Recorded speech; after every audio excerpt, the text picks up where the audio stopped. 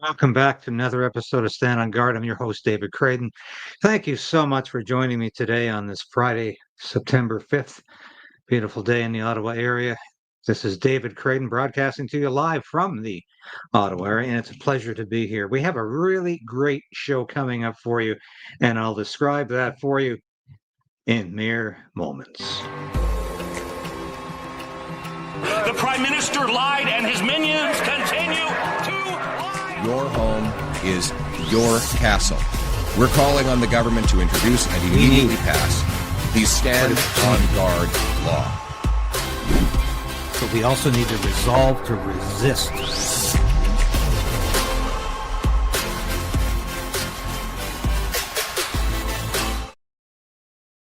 Yes, please share this broadcast with your friends and your family, your loved ones, because as always, we fight suppression every day, and we only get over that suppression with your help and support.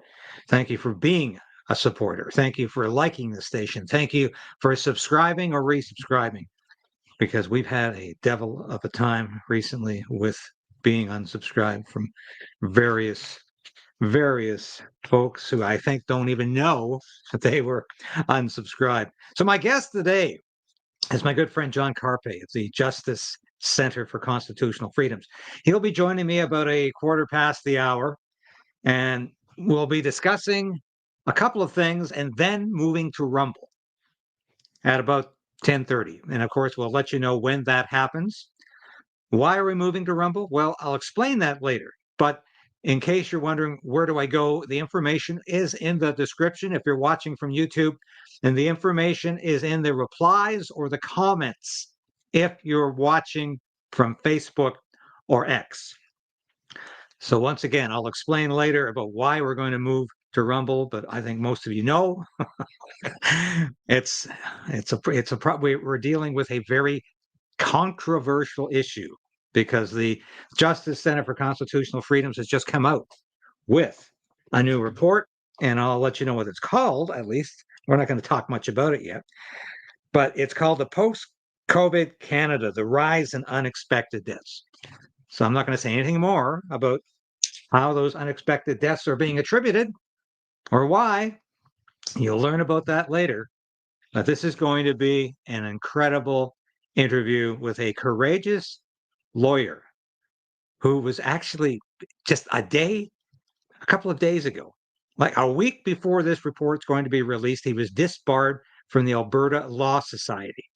And of course, that's the first question I'm going to ask John is, what's going on here? This man is a respected lawyer. What is going on with the Law Society?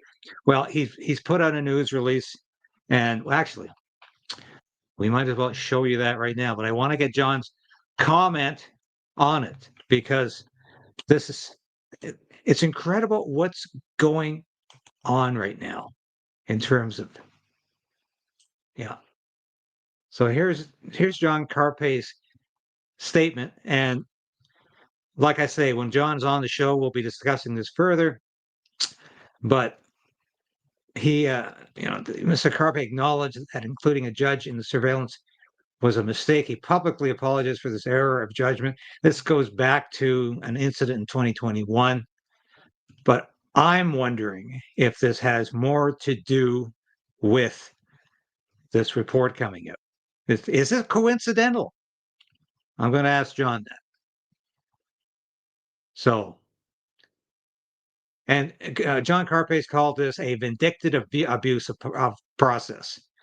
In 2021, the Alberta Law Society expressly delegated disciplinary proceedings against Mr. Carpay to the Manitoba Law Society regarding a matter involving surveillance of government officials, including a Manitoba judge. The surveillance was performed in June 2021 for no other reason than to illuminate a legitimate public policy question for politicians and judges complying with the stringent COVID restrictions that they themselves had imposed on the public. So we'll get more of that when we interview John later in the show, and lots more. So I want to revisit this incredible story. If we can find it here. Viva Fry posted this. And this, of course, is about this incredible comment from York Regional Police Chief Jim McSween. And as Viva Frei puts on his X post, he literally is telling Canadians who are victims of home intruder to quote unquote comply with the criminals, and quote be the best witnesses possible unquote for when police arrive. This is beyond parody. This is a narco tyranny. Yeah, it's exactly what it is. Chief McSween should be fired immediately.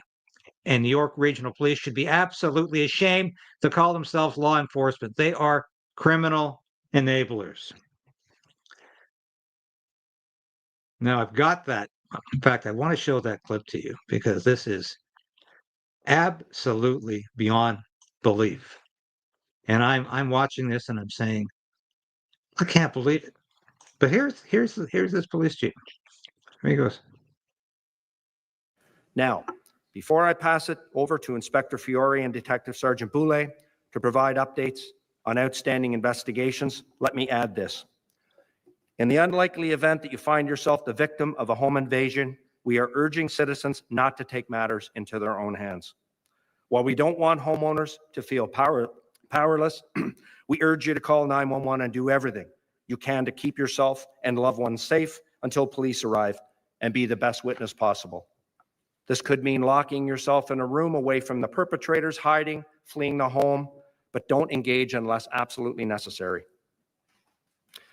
When we have a weekend like we just had, it's easy to understand our community is feeling unsafe. But let me say this once again, this does remain a safe place to live. And our service is doing everything possible to investigate these crimes and to maintain public safety. But as I mentioned, it is a shared responsibility and we need the commitment of everyone in our community, including the criminal justice system, to ensure our region remains safe and secure. In closing, I'd just like to remind the public that as a police service, our top priority is the safety of all of our communities.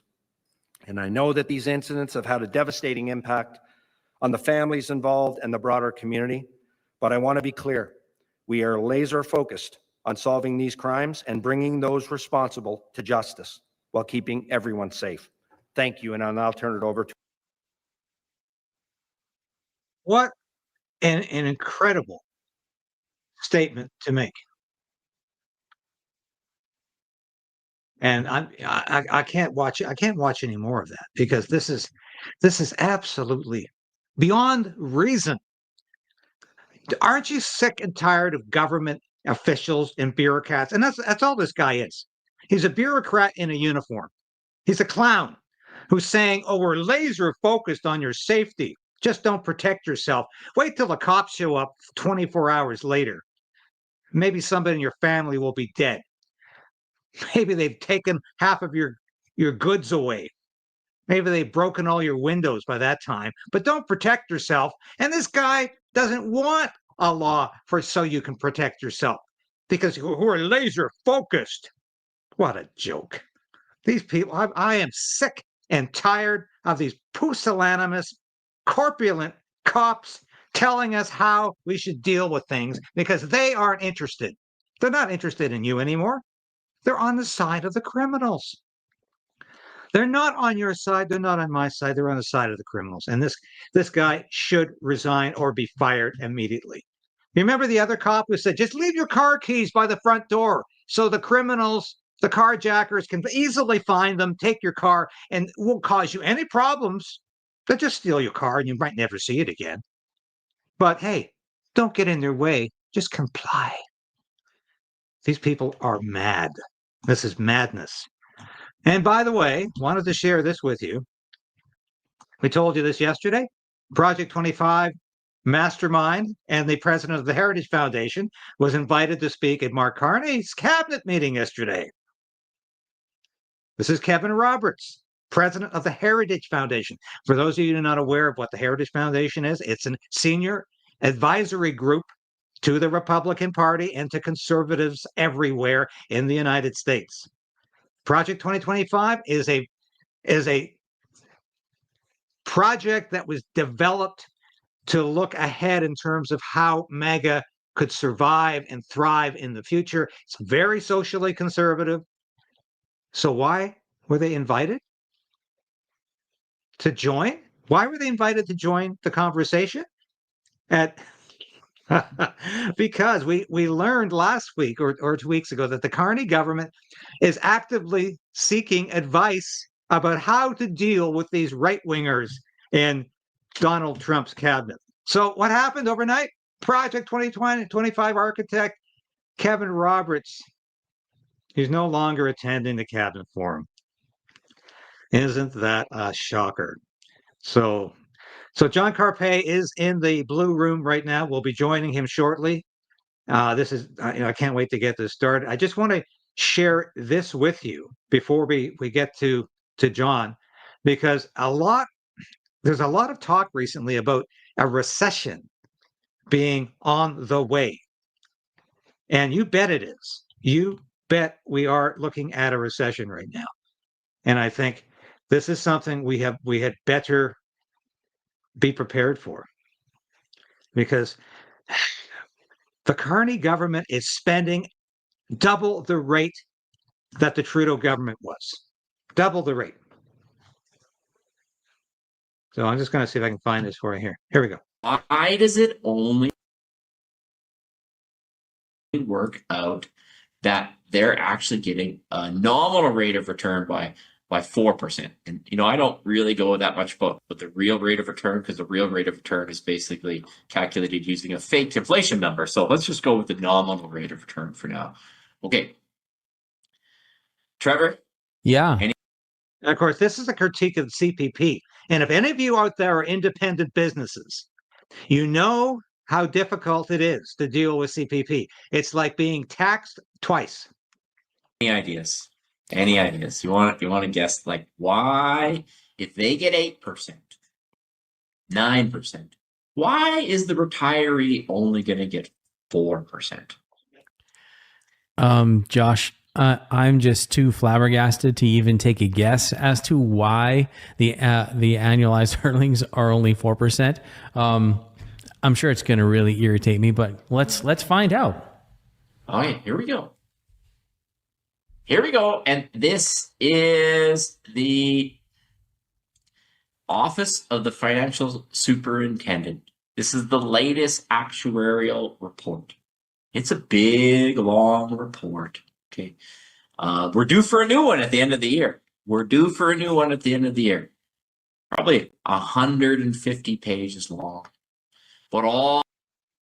So, well, we're going to show you more of that probably next week when we get into the recession issue, or the recession episode of Stand on Guard, because we are very near a recession, possibly a depression, because Mark Carney is spending money at double the rate that Justin Trudeau was. That's hard to believe, because we always said Justin Trudeau couldn't stop spending money. Bill Morneau, his first finance minister, resigned because he said Justin Trudeau would not take my advice about spending. I would say, we have to put a cap on it here. We can't exceed this level. Justin Trudeau would say, we're moving beyond that level. Sorry, Bill. I guess you can leave if you want. And Bill Morneau said, yeah. Bill Morneau has since been one of the chief critics of the Trudeau administration in terms of what it did to this country. So very interesting. And before we get to John Carpay, who is, I said, waiting in the blue room, be joining us very, very soon, want to give you an update on the Ostrich farm in BC, because I am literally on the line with Katie Passatnay many, many times a day. She text messages me. We talked yesterday. She told me that she was worried that there were a couple of trucks en route to the farm. I kept in touch literally till midnight last night, and she said, no, as of 6 o'clock this morning, when I got the last message from her, the trucks had not arrived. The 200 RCMP officers that are expected were not there. They've still got 30 plus witnesses. I say witnesses because these are people who are potentially going to stop the slaughter of 399 ostriches for no bloody reason at all. And we will continue. If I have to do a show tonight about this, I'll do a show tonight about this. If anything happens to those ostriches, anything happens to Katie and her family, I'm going to be back on the air, and I'm going to be angry about it, because I am sick and tired of this federal government thinking it can ride roughshod over basic human rights. It can ignore and subsume and destroy property rights. It can attack your livelihood. It can take your livestock and kill it.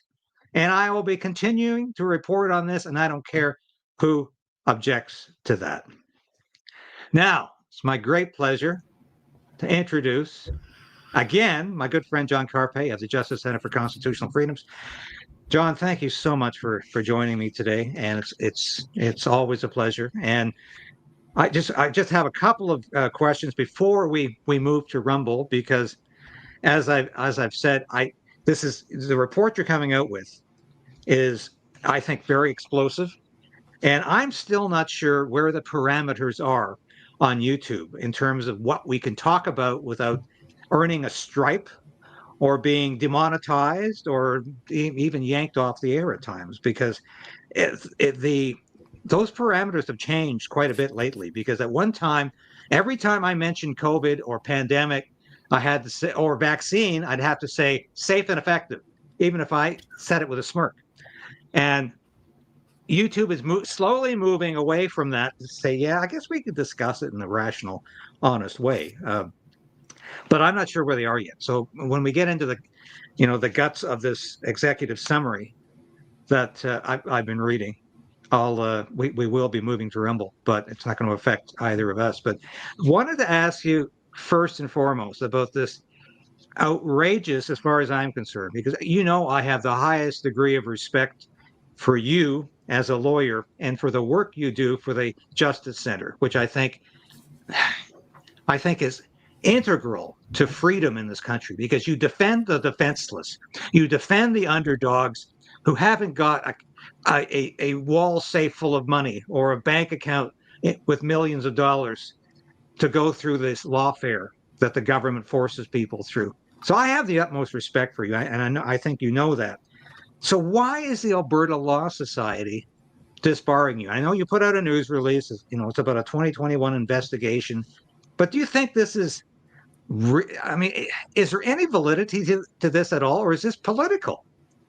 This is highly political. I went through disciplinary proceedings under the Manitoba Law Society, and this was pertaining to surveillance of government officials to see whether they were complying with the COVID regulations. We've seen some very high-profile people. Premier Jason Kenney in Alberta, his government was locking up pastors in jail for violating COVID rules, while the Premier himself, Jason Kenney, broke the COVID rules by having a dinner with cabinet ministers at the Sky Palace. And so the hypocrisy was absolutely disgusting. We saw it all over Canada. We saw government officials that were breaking these COVID rules, including in Regina. The chief of police broke COVID rules by attending a large rally against racism, spoke at the rally, but that was in contravention of the COVID rules. And at the same time, the police officers, if you were protesting against lockdowns, you get a ticket for violating the COVID rules gathering restrictions. But if you're protesting against racism, you can just break the COVID rules, and the chief of police will come and speak at your rally. So it was absolutely disgusting what was happening. So I hired a private investigator to do the surveillance. The problem in my decision was that the judge that was included, so we did the premier, the chief medical officer, and a judge. The judge was sitting on one of the Justice Center's cases and had not yet rendered his ruling. So that he should have been excluded from that, because it opens the door for paranoid minds to think that I had some nefarious intention of presenting him with a photograph of him breaking COVID rules and saying, look, you better rule in our favor, otherwise we're going to release the photo, which of course didn't happen, would never have happened.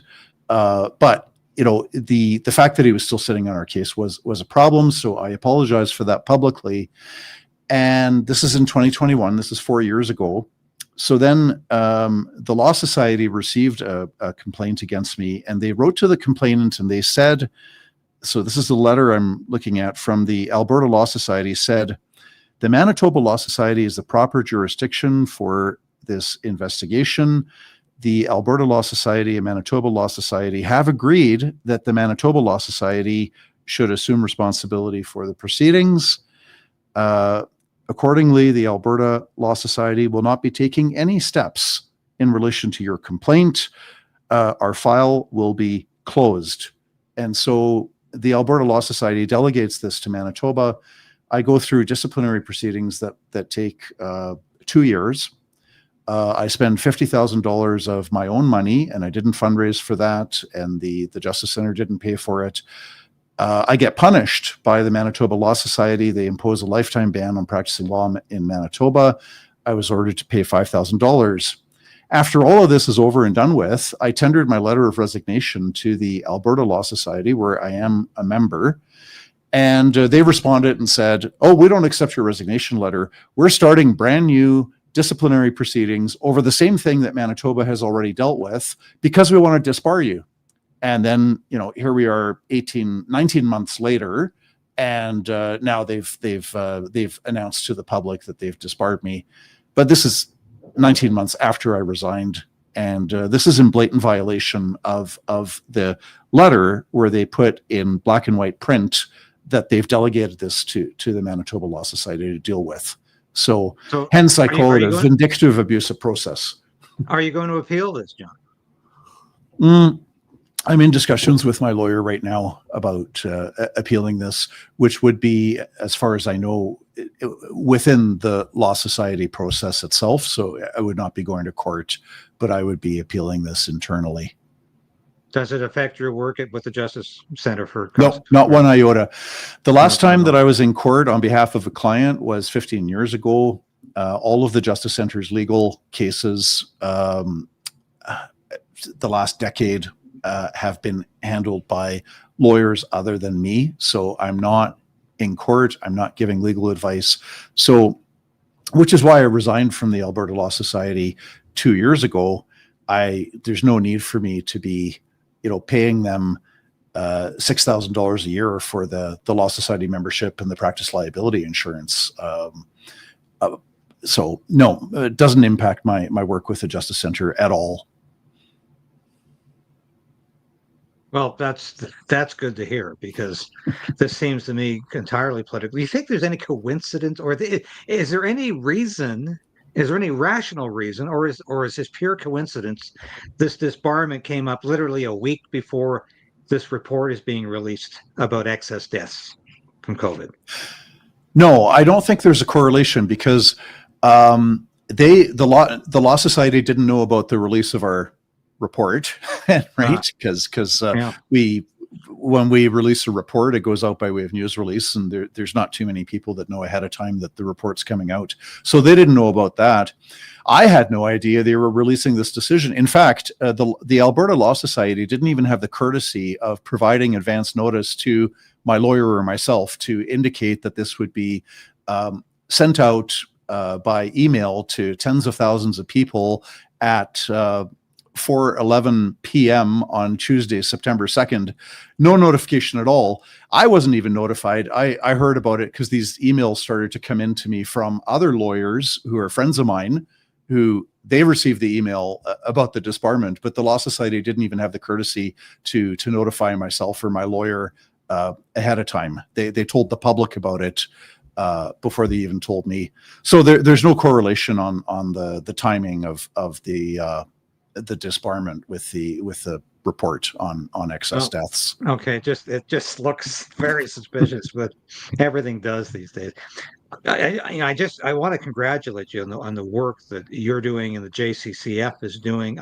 Recently I had your colleague Marty Moore on this show to discuss all the work that you've done in terms of the Sean Foyt case while he was in Canada. Jeff Evely, who, of course, was given a $28,000 fine for walking in the woods.